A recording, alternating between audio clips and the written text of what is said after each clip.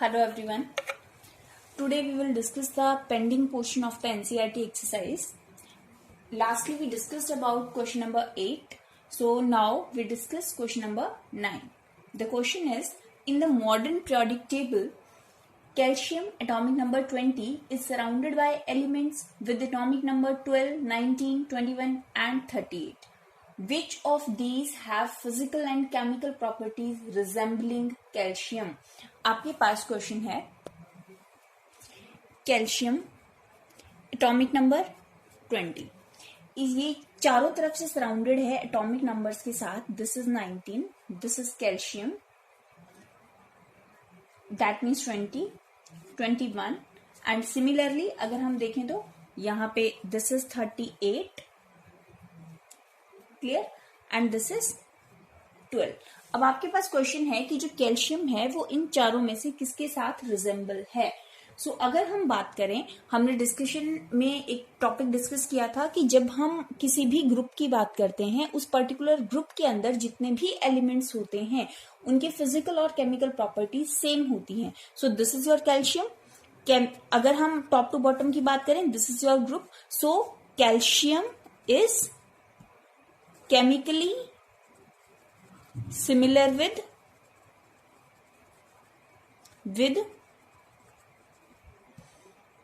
atomic number 12 and 38. Clear? So this is your question number 9. After that, the last question of the exercise, question number 10. Compare and contrast the arrangement of the elements in Mendeleev's periodic table and modern periodic table. आपको compare और contrast करना है जो Mendeleev periodic table था उसका arrangement और जो modern periodic table है उसका arrangement. So इसके लिए हम क्या करेंगे, इसके लिए हम एक तरह से differentiate form में करेंगे because comparison के लिए हमें ये इस तरह से setup करना important है. So एक side हम लिखेंगे Mendeleev's टेबल और दूसरे साइड हम लिखेंगे मॉडर्न पेरियोडिक टेबल. और अब इनके बेसिस पे यहां पे हम कुछ पॉइंट्स पर्टिकुलर लेंगे और उन पॉइंट्स के बेसिस पे हम इसको एक्सप्लेन करेंगे. तो सबसे पहले जो आप पॉइंट यहां पे डिस्कस करेंगे, जो मेंशन करेंगे, that is in modern periodic table, Mendeleev periodic table is based on atomic masses of the element. ठीक है, तो इसमें फर्स्ट पॉइंट हमारा होगा Mendeleev's periodic table is based on atomic masses of elements. Clear. Similarly अगर हम बात करें मॉडर्न periodic table की, मॉडर्न periodic table में ये जो सेम पॉइंट है, यहाँ पे मैं शॉर्ट फॉर्म में लिख रही हूँ, आप इसको इलाबोरेट करके नोटबुक में नोट डाउन करेंगे. This is based on atomic masses, based on atomic masses, and this is based on atomic number. After that, the second point is Mendeleev's periodic table does not tell us why elements in a group have similar chemical properties but the elements in a period have different properties. जो Mendeleev था उसने ये नहीं बताया था कि group के अंदर जो एलिमेंट्स हैं उनकी प्रॉपर्टीज क्यों सिमिलर हैं और पीरियड के अलॉन्ग अगर हम जाएं तो उनकी प्रॉपर्टीज क्यों डिफर हैं. So this is your second point. After that अगर हम मॉडर्न periodic table की बात करें, सेकंड पॉइंट इसमें आप मेंशन करेंगे modern periodic table tells us the element in a group have similar chemical properties because they have similar electronic configuration. Clear. Almost उनके जितने भी आउटर मोस्ट शेल है सबके अंदर same number of electrons present होते हैं. So modern periodic table ने उसको एक्सप्लेन किया था, मेंडलीव ने उसको एक्सप्लेन नहीं किया था. After that the point third, Mendeleev's periodic table does not explain the reason of periodicity.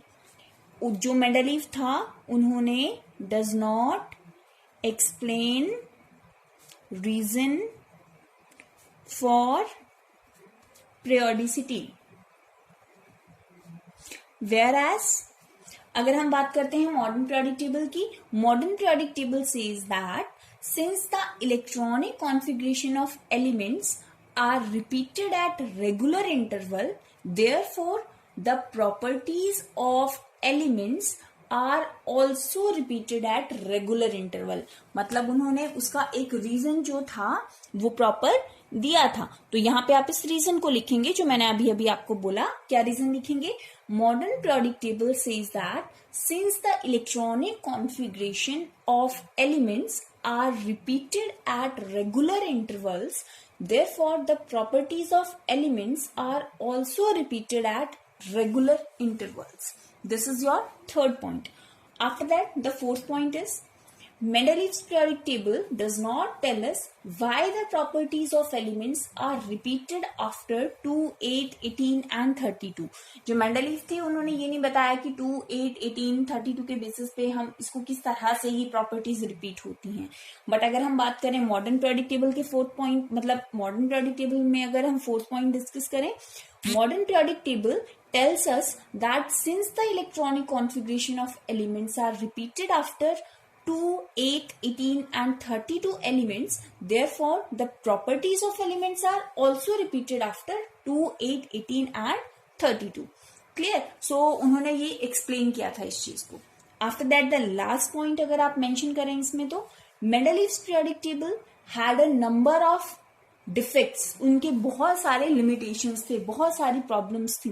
But अगर हम देखें मॉडर्न periodic टेबल की, there are few anomalies in the modern periodic table, और हम बोल सकते हैं there are few defects in modern periodic table. In short we can say that वहां पे सिर्फ दो ही हमारे पास जो हैं जिनको हम बहुत मेजरली काउंट नहीं करते हैं वही लिमिटेशंस हैं। तो इस तरह से आप 5 पॉइंट्स के इस डिफरेंशिएट फॉर्म में इनको आप कंपेयर कर सकते हैं। So this is your last question. अब हम इसके बाद थोड़े से कुछ एक्स्ट्रा क्वेश्चंस डिस्कस करेंगे और साथ में हमारा ये चैप्टर अभी फिनिश हो गया। इसके बाद हम स्टार्ट करेंगे चैप्टर नंबर 1। बहुत सारे बच्चे ऐसे हैं जिनका फर्स्ट चैप्टर क्लास में नहीं हुआ था और कुछ ऐसे बच्चे हैं जिनका हो चुका था। तो जिनका हो चुका था वो एक बार रिवीजन की फॉर्म में इसको देखेंगे और जिनका नहीं हुआ है वो इसको स्टार्टिंग से स्टार्ट करेंगे। सेकेंडली अगर हम देखें तो अब तक हमारे पास सेकेंड चैप्टर और फिफ्थ चैप्टर अच्छे से हो चुका है। सो इनके जो प्रॉपर नोट्स हैं वो आपकी नोटबुक में होने चाहिए with NCERT exercise in text questions. Clear? So इसके बाद हम स्टार्ट करेंगे चैप्टर नंबर 1 और उसके साथ साथ जिन स्टूडेंट्स ने ऑलरेडी नोट्स बना रखे हैं फर्स्ट चैप्टर के वो उसको दोबारा रिपीट नहीं करेंगे। जिन स्टूडेंट्स ने नहीं बनाए हैं वो उनको दोबारा रिपीट करेंगे। और जब हमारे ये तीनों चैप्टर्स हो जाएंगे उसके बाद हम पर्टिकुलरली तीनों चैप्टर्स के 1 by 1 कुछ असाइनमेंट्स डिस्कस करेंगे। So let's start with some extra questions. So let's start. आप कोशिश करेंगे इन सभी क्वेश्चंस को पहले खुद से सॉर्ट आउट करने की, उसके बाद आप मेरे साथ इसको डिस्कस करेंगे। The first question is 2 elements with symbols x atomic number 11 and y atomic number 13 are placed in the third period of the modern periodic table. आपके पास 2 एलिमेंट्स हैं x एंड y। x का atomic number 11 है, y का atomic number 13 है। सो और secondly ये बोल रहा है are placed in the third group. ये कौन से ग्रुप में प्लेस्ड है? थर्ड ग्रुप में, सॉरी थर्ड पीरियड में ये प्लेस्ड है।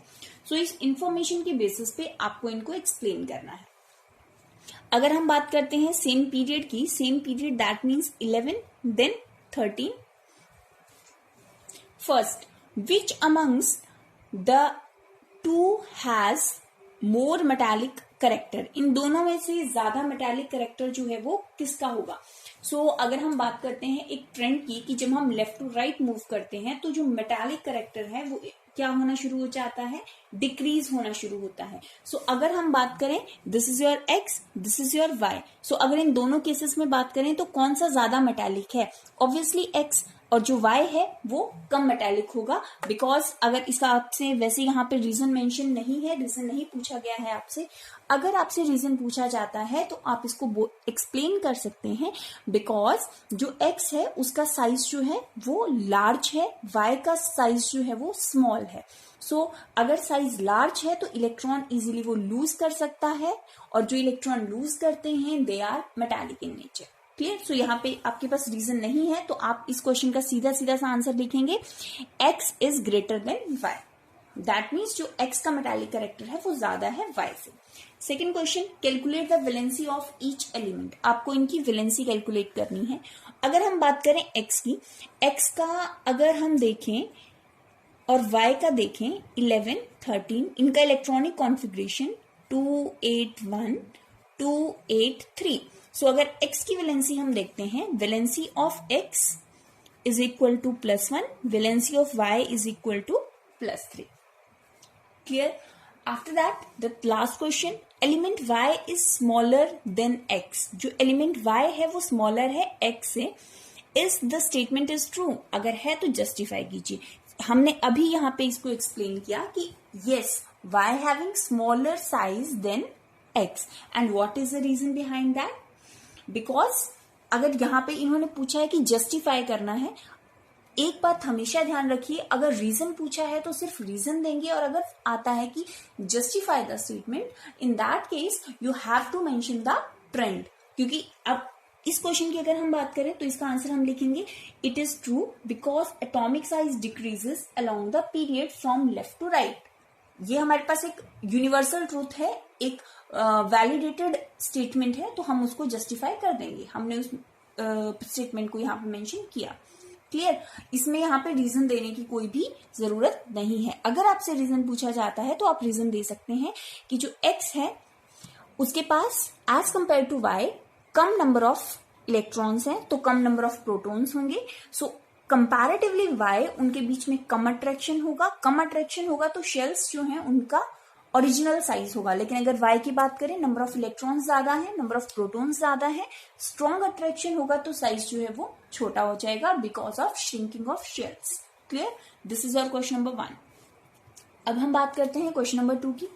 The elements lithium, sodium and potassium each having one valence electron are in the period 2, 3 and 4 of the modern periodic table। हमारे पास लिथियम, सोडियम, पोटेशियम है। ये group, ये period 2 से बिलोंग करता है, ये 3 से करता है और ये 4 से करता है। In which group of the periodic table should they be? ये कौन से ग्रुप से बिलोंग करेंगे?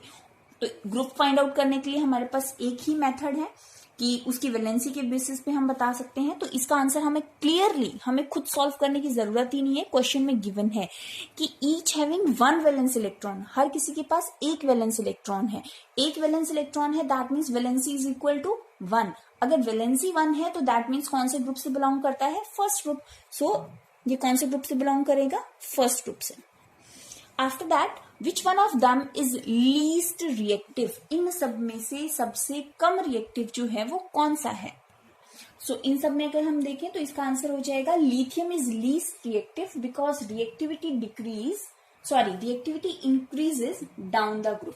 जब हम टॉप टू बॉटम मूव करते हैं, किसी भी एलिमेंट की जो रिएक्टिविटी है वो क्या होना शुरू हो जाती है? इंक्रीज होना स्टार्ट हो जाती है। सो अगर हम बात करें इसका, तो इसका आंसर आ जाएगा हमारे पास lithium. The third one is which one has largest size? अगर हम टॉप टू बॉटम की बात करते हैं तो साइज जो है वो इंक्रीज होता जाता है because number of shells are increases. So अगर हम यहाँ पे देखें तो हमारे पास, अगर हम टॉप टू बॉटम लेके चलते हैं तो potassium has largest size. Clear? So now come on the third question. The atomic number of 3 elements x, y and z are 3, 11 and 17. State giving reason which 2 elements will show similar chemical properties. Similar chemical properties. 3, 11 and 17. So सबसे पहला काम हम क्या करेंगे? इनका electronic configuration निकालेंगे और उसके बेसिस पे हम इसको बता सकते हैं। 3, 11, 17, 2, 1, 2, 8, 1, 2, 8, 7। सो बाय इलेक्ट्रॉनिक कॉन्फ़िगरेशन हम यहाँ पे इजीली प्रिडिक्ट कर सकते हैं कि कौन कौन से हमारे पास दो ऐसे एलिमेंट्स हैं जिनकी केमिकल प्रॉपर्टीज जो है वो सेम है। हाउ? बिकॉज इसके आउटर मोस्ट शेल में number of electrons 1, number of electron 1, number of electron 7। So कौन सा सिमिलर हुआ? x and y। So your answer is x and y are similar. और इसका आप रीजन क्या देंगे? Because x and y having same number of electrons in their outer most shell. Clear? अब हम बात करते हैं क्वेश्चन नंबर 4 की।